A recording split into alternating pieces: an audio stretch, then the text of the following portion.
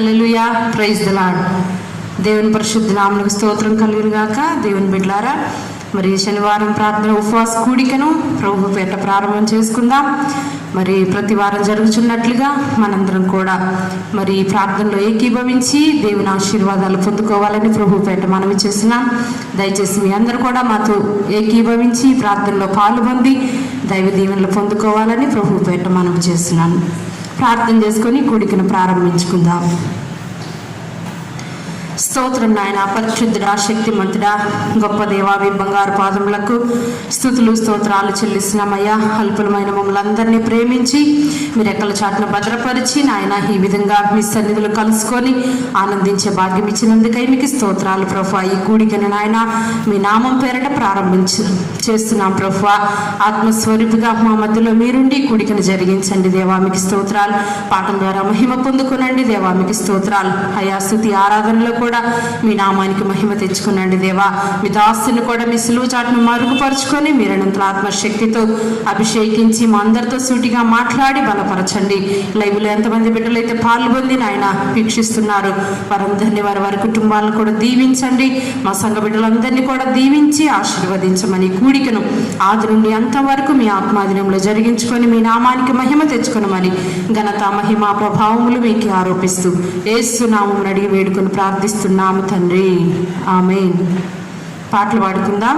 పాటల పుస్తకంలో నుండి 873 పాట పాడుకుందాం. ఎంత మంచి దేవుడో అయ్యా, చింతలన్నీ తీరేనయ్యా నిన్ను చేరేనా అనే పాట పాడుకుందాం. అందరికి వచ్చిన పాట కనుక అందరం కలిసి చప్పట్లు కొడుతూ ప్రభు నామాన్ని మహిమపరచాలని ప్రభు పేట మనవి చేస్తున్నాం. ఎంత మంచి దేవుడవయ్యా, ఎంత మంచి దేవుడవేసయ్యా, చింతలన్నీ తీరేనయ్యా నిన్ను చేరగా. ఎంత మంచి దేవుడవేసయ్యా, మా చింతలన్నీ తీరేనయ్యా నిన్ను చేరగా. ఎంత మంచి దేవుడవేసయ్యా, ఎంత మంచి దేవుడవయ్యా,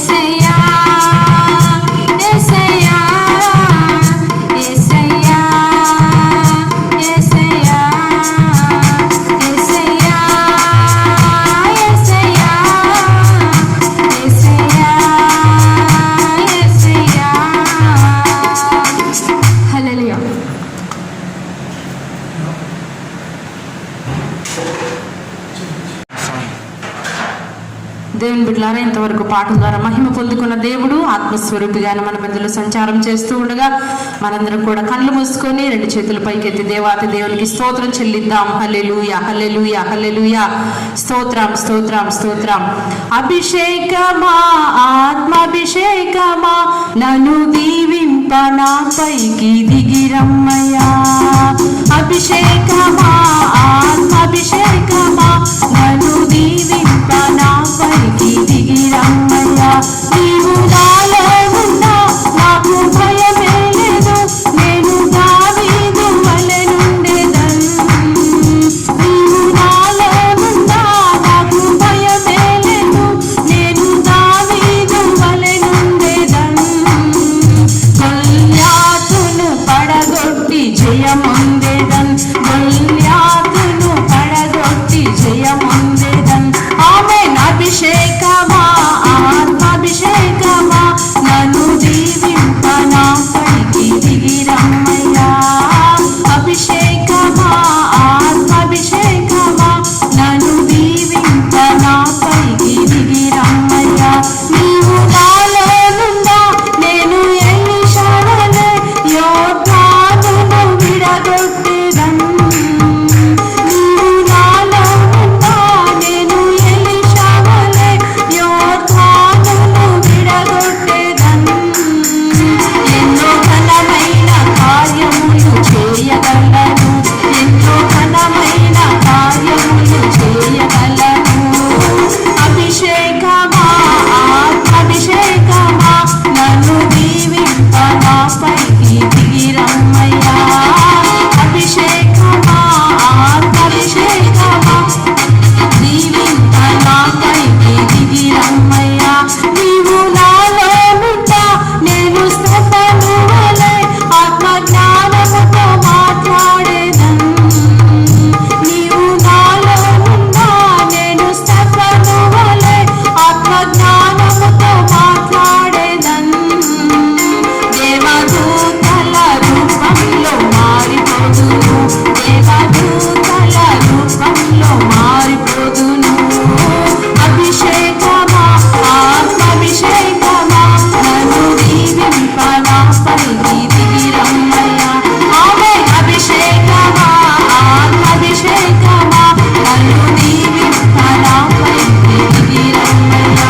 గ్లోరీ. అభిషేకమా, ఆత్మాభిషేకమా, నన్ను దీవింప నాపైకి దిగిరమ్మయ్యా. నన్ను దీవింప నాపైకి దిగిరమ్మయ్యా. నన్ను దీవింప నాపైకి దిగిరమ్మయ్యా. ఆమేన్. హల్లెలూయా, హల్లెలూయా. స్తోత్రం, స్తోత్రం. పరిశుద్ధాత్మ దేవా, శక్తిమంతుడా, మీకు వందనాలు. మా మధ్యలో సంచారం చేస్తున్న మా గొప్ప దేవా, మీకే వందనాలు యేసయ్యా. హల్లెలూయా, హల్లెలూయా, హల్లెలూయా. స్తోత్రం. ప్రార్థన చేసుకుందాం. దేవుని బిడ్డలారా, ఇంతవరకు పాటల ద్వారా, స్తుతి ఆరాధన ద్వారా మహిమ పొందుకున్న దేవుడు అదే రీతిగా వాక్యం ద్వారా కూడా మనందరితో మాట్లాడి మనల్ని బలపరిచినట్లుగా శామ్యూయల్ వచ్చి ప్రార్థనలో నడిపిస్తాడు.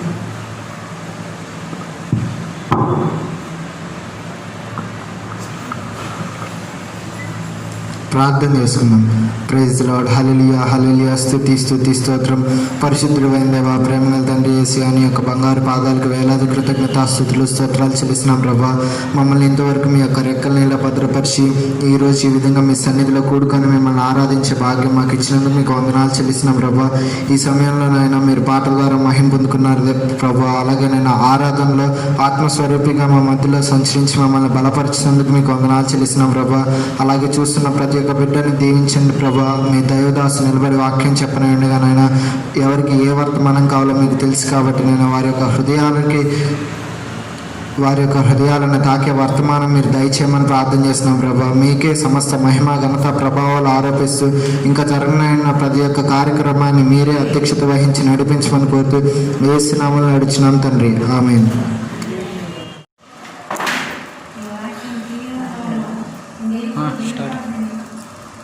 Praise Lord. హల్లెలూయా. దేవుని నామానికి అత్యధికమైన మహిమ కలుగును గాక. ప్రియులారా, మనం చక్కని సమయంలోకి వచ్చాము. మరి కొంతమంది గొలుసు ప్రార్థన కూడా చేస్తున్నారు కనుక మీ గొలుసు ప్రార్థన కూడా కంటిన్యూ చేయమని ప్రభు పేరిట మనం చేస్తున్నాం. కరెక్ట్గా ఈ ప్రార్థన కూడికిని మనం గొలుసు ప్రార్థన అంటే 9 గంటలకి మనం ముగించుకుందాం దేవుని బిడ్డలారా. కాబట్టి అందరూ కూడా దయచేసి గమనించాలని ప్రభు పేరిట మనం చేస్తున్నాం. ఈ సమయంలో కొద్దిసేపు మనం దేవుని యొక్క వాక్యాన్ని ధ్యానం చేసుకున్నాం. చదవండి, న్యాయాధిపతుల గ్రంథం 5వ అధ్యాయము 31వ వచనాన్ని చదువుకుందాం.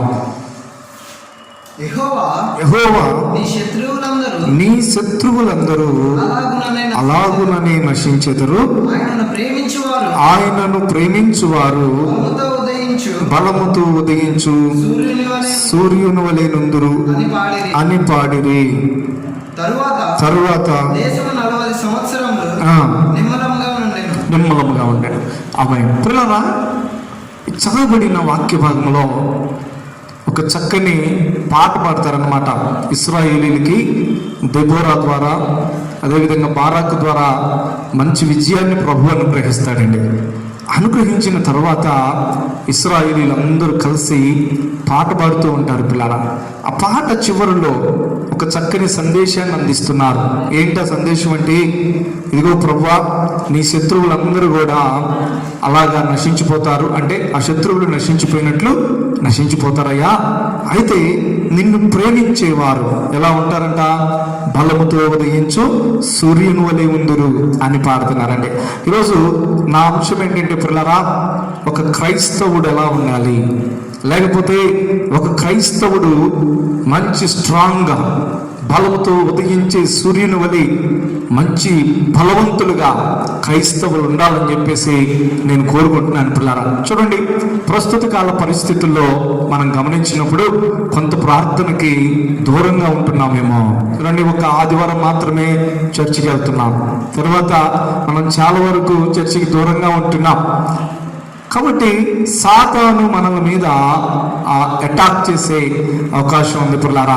కాబట్టి ఈరోజు ప్రభు బిడ్డలారా, మిమ్మల్ని అందరినీ కూడా దేవుడు కోరుకుంటున్నాడు ఏంటో తెలుసా? మనం ఎప్పటికీ కూడా ఏ పరిస్థితి వచ్చినా, ఎటువంటి పరిస్థితులు మనకు సంభవించినప్పటికీ కూడా మనము బలవంతులుగా మనము బ్రతుకుదము గాక. స్తోత్రం, హల్లెలూయా. అంటే బలవంతులు అంటే ఎక్కడ బలవంతులు? మనం కండలు పెంచుకుని చక్కగా గుండె ధైర్యంలాగా ఆ టైప్లో ఉండే బలవంతులు అనుకుంటారా? లేదండి, అటువంటి బలవంతులుగా అనేది చెప్పబట్లేదు. ఆ బలం కావాలి మనకి. ప్రస్తుత పరిస్థితుల్లో మంచి తిండి తినాలి, బలవంతులుగా ఉండాలి, తప్పులేదు. కానీ అన్నిటికంటే ప్రాముఖ్యంగా మనము ఆధ్యాత్మికంగా బలవంతులుగా మార్చబడదము గాక. అందరూ స్తోత్రాలు చెల్లించుదాం. హల్లెలూయా. ఆధ్యాత్మిక బలవంతులుగా మనం ఉండాలి పిల్లరా. చూడండి, మన దేవుడు బలవంతుడు కదా, మన దేవుడు శక్తిమంతుడు. ఆయనకు ఒక పేరు ఉందండి. ఏంటా పేరంటే? సర్వశక్తిమంతుడు. మరి ఆయన పిల్లలమైన మనం కూడా బలవంతులుగా బ్రతకాలి. ఆమేన్. బలహీనులుగా బ్రతకూడదు. సాతాను దగ్గర ఓడిపోయే వారిగా మనం ఉండకూడదు పిల్లరా. మనందరం బలవంతులుగా ఆధ్యాత్మిక జీవితంలో బ్రతుకుదము కాక. మరి ఇప్పుడు దైవజనుడు ఏమంటున్నాడు? బారాకు, దిబోరా పాట పాడుతూ వారు ఏమంటున్నాడు పిల్లరా అంటే, ఎవరు బలవంతులుగా ఉంటారంట? చదవండి, మళ్ళా అక్కడ చదవండి పిల్లరా. ఎవరు బలవంతులుగా ఉంటారంట? ఆయనను ప్రేమించువారు బలముతో ఉదయించు సూర్యుని వలె ఉంటారు. ఇందులో ప్రాముఖ్యంగా 3 విషయాలు ఉన్నాయండి. ఆ 3 విషయాలు ఈరోజు మీకు తెలియపరుస్తాను పిల్లరా. చూడండి, మొట్టమొదటిది ఏంటి అంటే, ఇక్కడ చదవబడిన వాక్య భాగంలో ఉంది కదా, ఆయనను ప్రేమించువారు. ఏమండి? ఆయనను ప్రేమించువారు బలంగా ఉంటారు. అంటే మొదట మనం ఏం చేయాలి అంటే, దేవుణ్ణి ప్రేమించే బిడ్డలుగా మనం బ్రతకాలి. హల్లెలూయా. దేవుని పిల్లరా, బాగా జ్ఞాపకం చేసుకోండి. దేవుడు స్పష్టంగా చెప్తున్నాడండి, దేవుణ్ణి ప్రేమించాలి. దెయ్యాన్ని ప్రేమించకూడదు, లోకాన్ని ప్రేమించకూడదు, పాపాన్ని ప్రేమించకూడదు. అలాంటి వాళ్ళు బలవంతులు గారు గుర్తుపెట్టుకోండి. అలాంటి వారు బలహీనులు అవుతారు. నేను చెప్తాను చూడండి ఒకసారి. 1 యోహాను పత్రిక 2వ అధ్యాయం 15వ వచనం చదవండిరా. ఈ లోకమునైనను లోకములో ఉన్న వాటినైనను ప్రేమించొద్దు. ఎవడైనను లోకమును ప్రేమించిన ఎడల, అదండి బాగా అర్థం చేసుకోండి. అపోస్తుడైన యోహాను ఇక్కడ స్పష్టంగా చెప్తున్నాడండి, ఈ లోకాన్ని ప్రేమించొద్దు. ప్రేమిస్తే ఏమైందంట? తండ్రి ప్రేమ వారిలో నుండి వెడలిపోయింది. పిల్లారా చూడండి, అంటే స్పష్టంగా మనకు అర్థమవుతుంది ఏంటంటే తండ్రి ప్రేమ లేకపోతే తండ్రి బలం, తండ్రి యొక్క ఆశీర్వాదాలు మనలో నుండి వెడలిపోతాయి ఎప్పుడైతే ఒక క్రైస్తవుడు లోకాన్ని ప్రేమించటం ప్రారంభిస్తాడో, పాపాన్ని ప్రేమించటం ప్రారంభిస్తాడో. దేవుని బిడ్డలారా, ఈ పాడు లోకంలో ఉన్న సమస్తాన్ని ప్రేమించడం ప్రారంభిస్తారు. అప్పటి నుండి ఏమైందో తెలుసా? దేవుని ప్రేమ నుండి దూరమైపోతాడు, దేవుడు దూరమైపోతాడు. పిల్లరా, మనలో ఉన్న బలం వెడలిపోయింది. పిల్లరా, కాబట్టి మనం అందరం ఏం చేయాలో తెలుసా? దేవుణ్ణి మాత్రము ప్రేమించే బిడ్డలుగా బ్రతుకుదము కాక. దేవునికి స్తోత్రం. హల్లెలూయా. గమనించండి, కొన్ని వాక్యాలు చక్కచక్కగా మనం చదివినప్పుడు దేవుని పిల్లరా స్పష్టంగా మనకి కొన్ని విషయాలు అర్థమైతే. చూడండి, న్యాయాధిపతుల గ్రంథం 16వ అధ్యాయము 19వ వచనం చదవండి. మొదటిది అంటే కొన్ని ఎగ్జాంపుల్ చూద్దాం. న్యాయాధిపతుల గ్రంథం 16వ అధ్యాయం 19వ వచనం. ఆమె తన తొడ మీద అతనిని నిద్రపుచ్చి ఒక మనిషిని పిలిపించి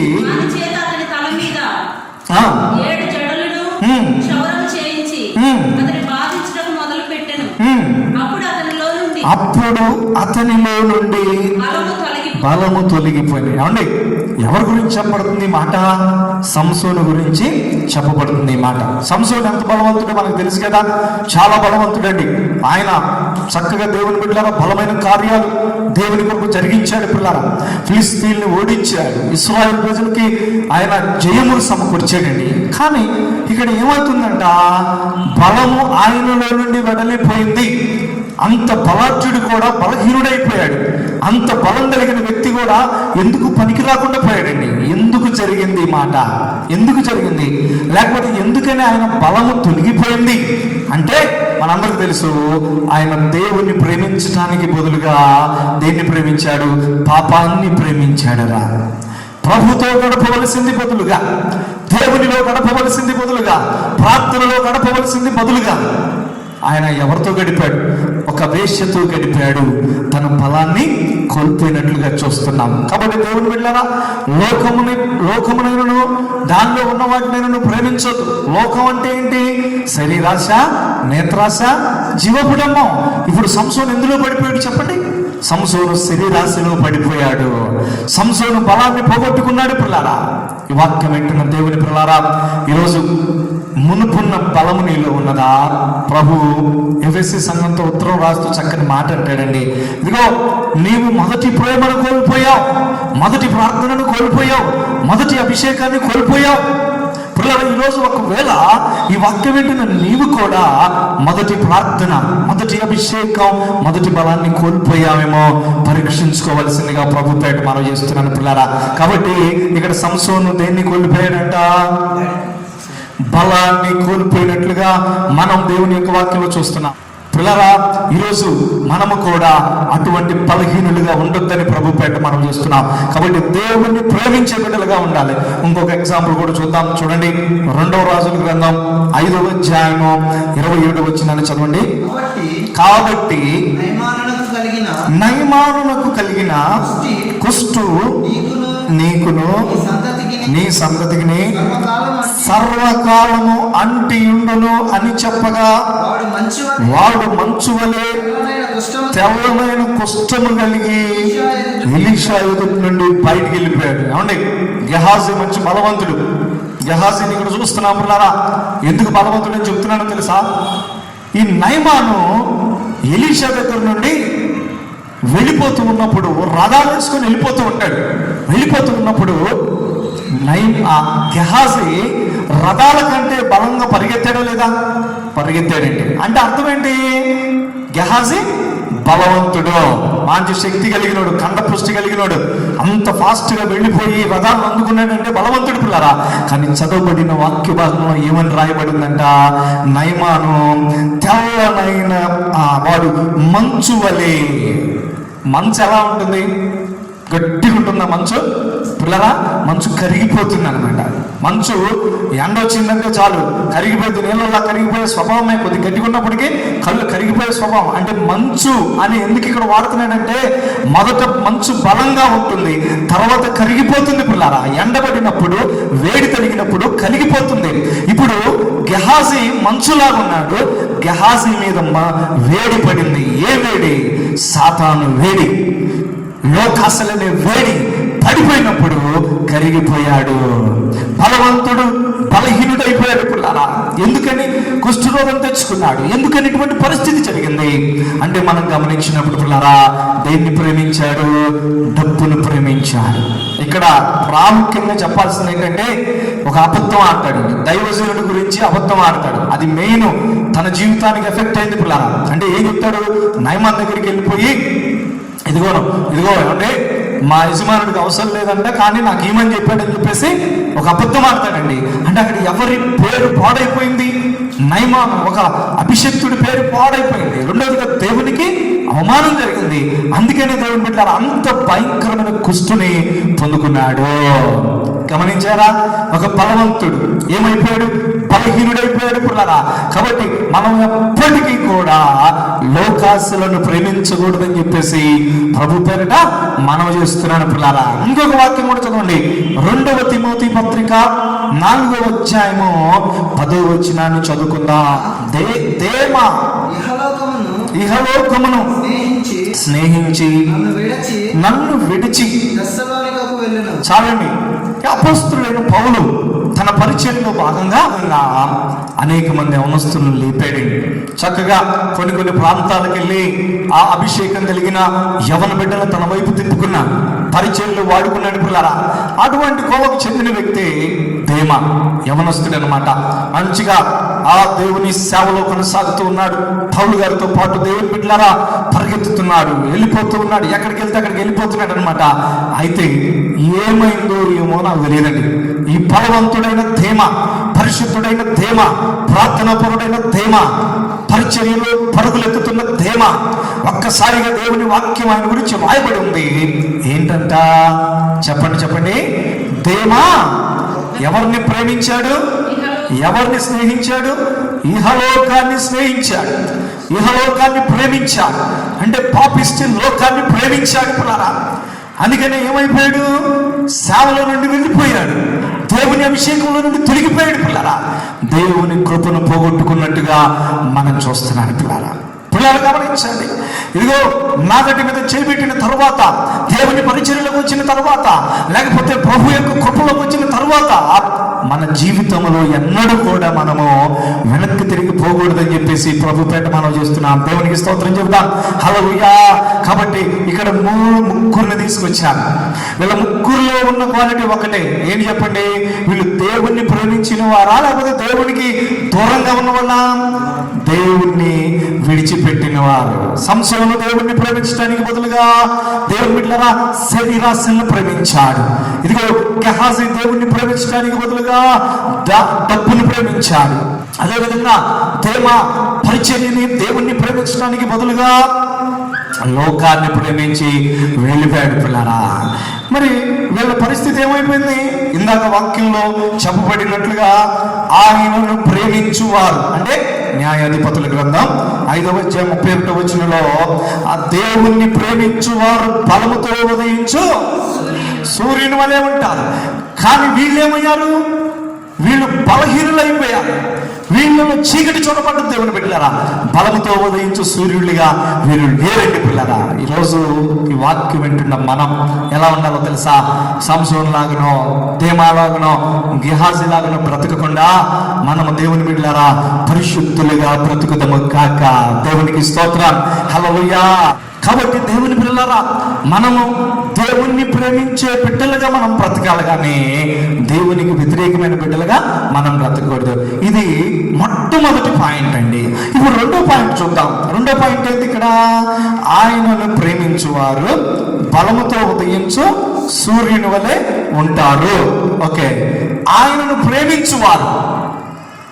ప్రేమించడం అంటే ఏంటి? రెండో పాయింట్ అంటే ప్రేమించడం అంటే ఏంటి? ప్రభువా, ఐ లవ్ యూ ప్రభువా, అని చెప్పేసి మన ఇష్టానుసారంగా మనం బ్రతకటమా? కాదని. ప్రభువుని ప్రేమించడం అంటే, సమయం లేదు కనుక నేను కట్ చేసి చెప్తున్నాను దేవుని బిడ్డలారా, ప్రభువుని ప్రేమించడం అంటే మొదటిగా ప్రభువుకి సమయాన్ని ఇవ్వాలండి. మన దేహాన్ని ఇచ్చేయాలి పిల్లారా, మన సమస్తాన్ని ప్రభుకి అప్పగించేయాలి పిల్లారా. మనలో ఏది కూడా ఆడకూడదు. ప్రభుకే మన జీవితం, ప్రభుకే మన సమస్తం. ఇది ప్రభుని ప్రేమించడం అంటే. అర్థమవుతుందా? మనం అప్పుడప్పుడు చెప్పుకుంటా ఉంటాం, పరంజ్యోతి గారు బాప్తిస్మం ఇచ్చేటప్పుడు ఒకడు చెయ్యి ముంచట్లేదంట. అప్పుడు చెయ్యి ముంచిపోతుంటే పరంజ్యోతి గారు అన్నాడంట, అయ్యా చెయ్యి ముంచండి అంటే, అప్పుడు ఆయన అన్నాడంట, అయ్యారో ఈ చెయ్యితో పని ఉంది అయ్యారంటే. ఏంటంటే ఒకడిని వేసేసిన తర్వాత దీన్ని కూడా ముంచుతాను అంటున్నాడంట. ఒకడిని వేసేసిన తర్వాత, ఒకడిని చంపిన తర్వాత దీన్ని కూడా ముంచుతాను. పిల్లరా, ఇది నిజంగా చాలా బాధాకరమైన విషయం. ఈనాడు చాలా మంది క్రైస్తవులు ప్రభులోకి వస్తున్నారు, ఇదిగో సంఘాల్లో కొనసాగుతూ ఉన్నారు, ఇంకా మంచి ఇదిగా వెళ్ళిపోతున్నారు, కానీ పూర్తిగా మారు మనసు పొందట్లేదు. ఇది ప్రభుని ప్రేమించడం కాదు. ప్రభుని ప్రేమించడం అంటే పూర్తిగా మారు మనసు జీవితంతో ప్రభుని సేవించడమే ప్రభుని ప్రేమించటం. దేవునికి స్తోత్రం. ఇదిగో పండగ క్రైస్తవులుగా అంటే పండగలప్పుడు దేవుణ్ణి సేవించే వారిగా, లేకపోతే కొంతమంది శ్రమల క్రైస్తవులు ఉంటారు. అంటే అర్థం ఏంటి? శ్రమలు వచ్చినప్పుడు, బాధలు వచ్చినప్పుడు, కష్టాలు వచ్చినప్పుడు అయ్యయ్యా నన్ను క్షమించయ్యా, నన్ను దీవించయ్యా అని చెప్పేసి కొంతమంది క్రైస్తవులు ఉంటారు. ఈ క్రైస్తవులుగా ఉండకూడదు. కొంతమంది క్రైస్తవులు బాగా సంతోషం వచ్చినప్పుడే దేవుని దగ్గరకు వస్తారు, మిగతా కూడా ఏముంది అని చెప్పేసి అంటారు. ఇలా రకరకాలుగా క్రైస్తవులుగా మనం బ్రతకూడదు. కానీ మనం ఎలా బ్రతకాలో తెలుసా? పరిపూర్ణమైన మారు మనసుతో ప్రభువుని సేవించడము కాక. దేవునికి స్తోత్రం. దేవుని ప్రేమించడం అంటే పరిపూర్ణమైన మారు మనసుతో ప్రభువుని వెంబడించటం. అదేవిధంగా బైబిల్ ప్రకారం మనం బ్రతకటం. ఇదే దేవుని బిడ్డలారా దేవుడు కోరుకునేది. కాబట్టి అలాగ ప్రేమించినప్పుడు మొదటిగా ప్రేమించాలి, రెండవదిగా పరిపూర్ణమైన మారు మనసుతో మనం ప్రభుని సేవించినప్పుడు మనం ప్రభుని ప్రేమించడం అంటాం అనమాట. లేకపోతే ప్రభుని ప్రేమించడం కాదు, ఏదో 50-50 అన్నట్లుగా 50% ప్రభువుకి జీవితం, 50% మనం ఉంచుకోవటం, ఇది కాదు పిల్లరా. సమస్తం ప్రభువుకి అర్పించుదము కాక. అలా చేసినప్పుడు ఇప్పుడు మూడో పాయింట్ ఏంటంట, చదవండి. ఆయన ప్రేమించువారు బలముతో ఉదయించు సూర్యుని వలె ఉంటారు. హల్లెలూయా. పాయింట్ నెంబర్ 3, బలముతో మనం అలా ప్రేమించినప్పుడు, ప్రభువుని ప్రేమించినప్పుడు ఎలాగ బ్రతుకుతామంట? బలముతో ఉదయించు సూర్యుని వలె ఉంటాం. ఏమండి, బలముతో ఉదయించు సూర్యుడు ఎప్పుడు ఉదయిస్తాడు? సూర్యుడు బలంగా అంటే మధ్యాహ్నం 12 గంటల నుండి సూర్యుడు బలంగా ఉంటాడరా. బాగా అర్థం చేసుకోండి. అంటే మనందరం ఎలా ఉండాలి? మధ్యాహ్నం 12 గంటలు సూర్యుడు వలె మనం బ్రతకాలి. ఏంటి దీని అర్థం? ఆత్మీయ అర్థం ఏంటి పిల్లరా? దీని ఆత్మీయ అర్థం ఏంటంటే బాగా గమనించండి. మధ్యాహ్నం సూర్యుడిని ఎవరైనా చూడగలుగుతారా? ఎవరు చూడలేరు. ఆమేన్. అంటే ఒక క్రైస్తవుడు ఎలా బ్రతకాలో తెలుసా? ఒక క్రైస్తవుడు బలంతో నింపబడి ఉండాలి, శక్తితో నింపబడి ఉండాలి, అభిషేకంతో నింపబడి ఉండాలి. ఆ అభిషేకంతో ఉన్న మనల్ని సాతాను చూడలేనంతగా మనం ఉండగలుగుతాం. దేవునికి స్తోత్రం కలుగును గాక. హల్లెలూయా. అంటే దేవుని ప్రేమిస్తూ ఉంటే, దేవుని ప్రేమించడం అంటే ప్రభుతో గడపటం, ప్రార్థనలో ఉండటం, ఉపవాసాలు చేయటం, మారు మనసుతో బ్రతకటం. ఇలా చేస్తూ ఉంటే సాతాను నీ వైపు కూడా కన్నెత్తి చూడలేనంత క్రైస్తవుడిగా నువ్వు బ్రతకబోతున్నావు. దేవునికి స్తోత్రం. హల్లెలూయా. అంటే ఆటోమేటిక్గా దేవుడు శక్తినిస్తాడు, దేవుడు బలాన్ని ఇస్తాడు, దేవుడు కృపనిస్తాడు. ఎప్పుడు? దేవుణ్ణి ప్రేమించినప్పుడు. ఇందాక చూసాం కొంతమందిని, వాళ్ళు దేవుణ్ణి ప్రేమించలేదు కాబట్టి వాళ్ళ శక్తిని కోల్పోయారు. కానీ ఇప్పుడు మనం గమనించినప్పుడు దేవుణ్ణి ప్రేమిస్తే నీ వైపు చూడటానికి సాతాను భయపడతాడు, అట్టి రీతిగా బలాన్ని ఇస్తాడు. దేవునికి స్తోత్రం. కొన్ని ఎగ్జాంపుల్స్ చూడండి, చక్కని ఎగ్జాంపుల్స్ మనం చూస్తున్నాం. దేవుని బిడ్డలారా, మనం చూసినప్పుడు అపోస్తలుల కార్యం 16వ వచనం చదవండి త్వరగా. ప్రార్థనా స్థలమునకు వెళ్ళుచుండగా సోద చెప్పుట చేత తన యజమానులకు బహు లాభం సంపాదించుచున్న ఒక చిన్నది మాకు ఎదురుగా వచ్చింది. ఆమె పౌలును మమ్మను వెంబడించి, ఈ మనుషులు సర్వోన్నతుడైన దేవుని దాసులు, వీరు మీకు రక్షణ మార్గం ప్రశ్నించు వారై ఉన్నారని కేకలు వేసి చెప్పారు. చాలు. ఏమండి, స్పష్టంగా మనం ఒకటి గమనించవచ్చు. ఏంటంటే అపోస్తలుడైన పౌలు పరిచర్యలో ఉన్నప్పుడు ఒక చోటుకి వెళ్తే దెయ్యం పట్టిన ఒక అమ్మాయి ఎదురొచ్చేసి, చూడండి దెయ్యం పట్టిన వాళ్ళు ఏం చేస్తారు, అసలు దెయ్యం పట్టిన వాళ్ళు ఊగిపోయి అంటారు. కానీ ఇక్కడ అంటలా, అపోస్తలుడైన పౌలును చూసి భయపడి, ఆయన అంటే దీని సర్వోన్నతుడైన దేవుని కుమారుడు అంటే భయపడిపోతుంది అక్కడ. ఎవరిని చూసి? పౌలు గారిని చూసి. పిల్లరా, ఎందుకని? పౌలు దేవుణ్ణి ప్రేమించాడు కాబట్టి దేవుని శక్తితో నింపబడి ఉన్నాడు. దేవునికి స్తోత్రం. పౌలు గారు ఒక మాట అంటాడు, 1 కొరింథీ 11:1 చూసినప్పుడు, నేను క్రీస్తును పోలి నడుచుకున్న ప్రకారం మీరు నన్ను పోలి నడుచుకోండి. క్రీస్తును పోలి నడుచుకున్నాడు పౌలు, అంటే ప్రభుని ప్రేమిస్తున్నాడు పౌలు. అందుకనే పౌలుకు దేవుని శక్తి ఉంది. ఉదయించు బలముతో ఉదయించు సూర్యుడు వలె పౌలు ఉన్నాడు. పౌలును చూడటానికి సాతాను శక్తులు భయపడిపోతున్నాయి. ఇంకొక వాక్యం కూడా చదవండి, అపోస్తలుల కార్యం 5:13 చదవండి. కడమ వారిలో ఎవరును వారితో కలుసుకున్నటకు తెగింపలేదు. ఏమండి, ఎవరి గురించి చెప్పబడుతుంది మాట? పేతురు గారి గురించి చెప్పబడుతున్నది. మిగతా వాళ్ళు ఎవరు వాళ్ళని కలుసుకోవడానికి భయపడిపోతున్నారంట. ఎందుకని? వాళ్ళని చూసినప్పుడు ఎలా ఉంటున్నారు? బలముతో ఉదయించు సూర్యుడు వలె ఉంటున్నారు. దేవునికి స్తోత్రం. ఎవరు? అపోస్తలుడు పేతురు గురించి మాట చెప్పబడ్డది. మిగతా 12 మంది అపోస్తలుల గురించి మాట చెప్పబడ్డది. ఎందుకని వాళ్ళు బలంతో ఉన్నారంటే, చూడండి 6:4 వారంటారు, అయితే మేము ప్రార్థన యందును వాక్య పరిచర్య యందును ఉంటాం. ఇప్పుడు ఎక్కడ ఉంటున్నారు అపోస్తలులు? ఎక్కడ ఉంటున్నారు? ప్రార్థనలో ఉంటున్నారు, వాక్యం చదువుట్లో ఉంటున్నారు. అందుకని దేవుడు వారికి ఏమిచ్చాడు? బలాన్ని ఇచ్చాడు. సంసోను ఎక్కడున్నాడు? దేవా ఎక్కడున్నాడు? గెహాజీ ఎక్కడున్నాడు? దేవునిలో కనబడట్లా, దేవునితో కనబడట్లా. అందుకని బలాన్ని కోల్పోయాడు. కానీ పౌలు గారు ఎక్కడున్నాడు? ప్రభు సన్నిధిలో ఉన్నాడు. పేతురు గారు ఎక్కడున్నాడు? 12 మంది అపోస్తలులు ఎక్కడున్నారు? ప్రభు సన్నిధిలో ఉన్నారు. అందుకని బలవంతులుగా ఉన్నారు. దేవునికి స్తోత్రం కలుగును గాక.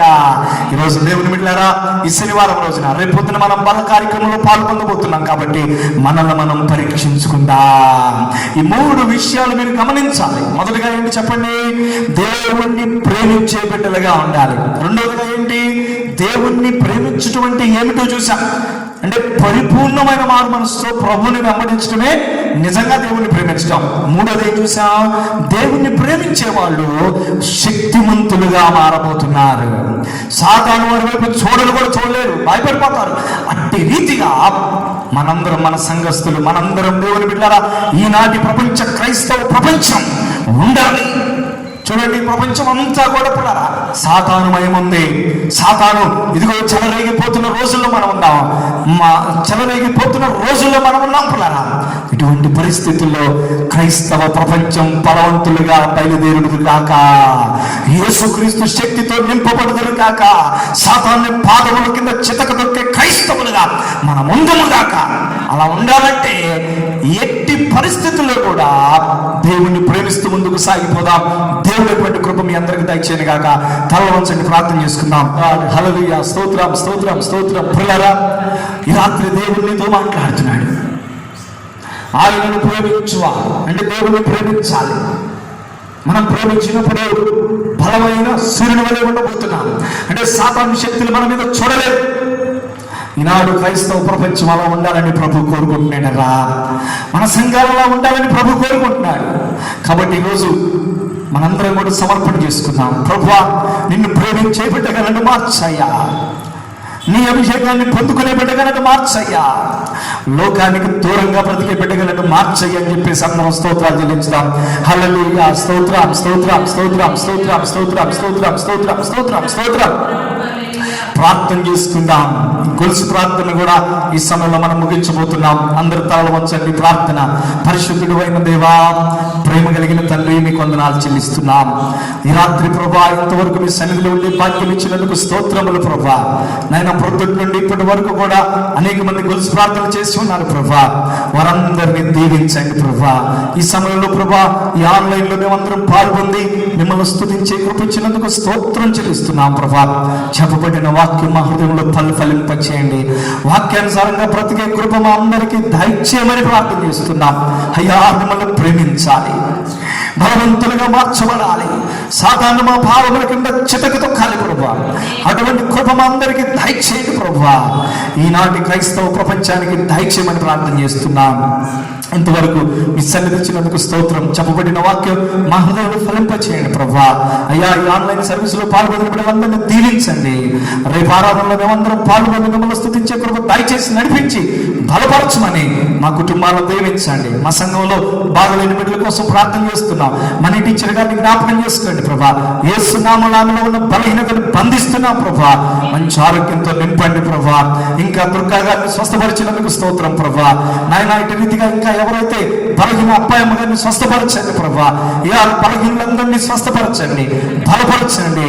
వెంకటలక్ష్మి గారి కుటుంబాన్ని ఆశీర్వదించండి ప్రభా. వారి కుటుంబాన్ని దీవించండి, వారి కొడుకుని స్వస్థపరచండి ప్రభా. అయ్యా, మీ కృపలో వర్ధిల్ల చేయండి. ఇంతవరకు మీ సన్నిధి ఇచ్చినందుకు స్తోత్రాలు చెల్లిస్తూ, అయ్యా మా ప్రార్థన ఆలకించినందుకు స్తోత్రాలు చెల్లిస్తూ, సకల ఘనత మహిమ ప్రభావం మీకు ఆరోపిస్తూ మీ నామని మహిమ చెల్లిస్తూ, మా కొరకు త్వరలో రానున్న యేసయ్య పరిశుద్ధ నామమున అడుగుచున్నాము తండ్రి. ఆమేన్. తండ్రి, కుమార పరిశుద్ధాత్మల ప్రేమ, కృపా, సమాధానములు కూడిన ప్రతి బిడ్డకి ఆన్లైన్లో ఉన్న బిడ్డలందరికీ సదా తోడు నిలిచిన గాక. ఆమేన్. పిల్లరా, కొలుసు ప్రార్థన చేసిన మీ అందరికీ కూడా ప్రత్యేకమైన వందనాలు. దేవుడు మిమ్మల్ని దీవించాలని మనస్ఫూర్తిగా కోరుకుంటున్నాను. అదే రీతిగా రేపటి దినాన మనకి లార్డ్ సపర్ ఉంది తెలుసు మీ అందరికీ. అందరూ కూడా మందిరంలో సకాలంలో పార్టిసిపేట్ చేయండి.